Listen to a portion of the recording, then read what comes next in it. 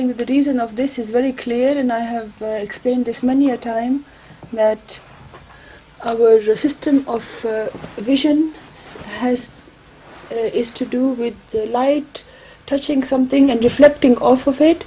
We can't even see the air.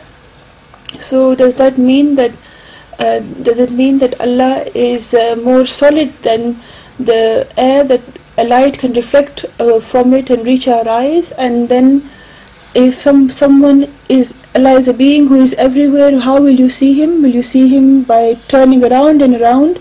And if he has a shape, then he cannot be everywhere, and he can't be unlimited, because everything which has a shape has a particular which has limits, or a particular circle around in which it has to remain. Then as Allah is not like this, so we cannot see Allah from our eyes, and neither can we perceive him from our five senses, but his manifestations are such that we can see him through them. And the favors that she has mentioned them, when we think about those favors of Allah, and when we think of the system, the international system of those favors, and we consider them deeply, then we see Allah everywhere. So Allah is seen through his creation and not directly. And a common example of this is seen in day-to-day life. There are many poets who, for example, who have been dead many years, but when you read their verses, then you see them through their verses, and they have such a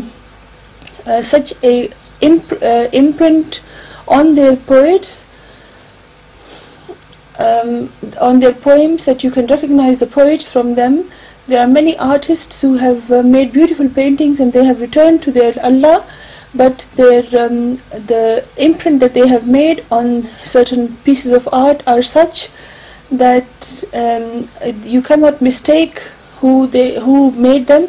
There are some experts who tried to copy certain artists, and no matter how hard people tried, even though such people were taken to court in America, etc., they could not copy. Such people could not copy the original artists, and which is why they were caught. So Allah's art is such clearly depicts Allah's imprints, that in that you see Allah as musawwir, or as the artist, the fashioner. So the creator can be seen through his creation. He does not have to be in front of you physically. The second question.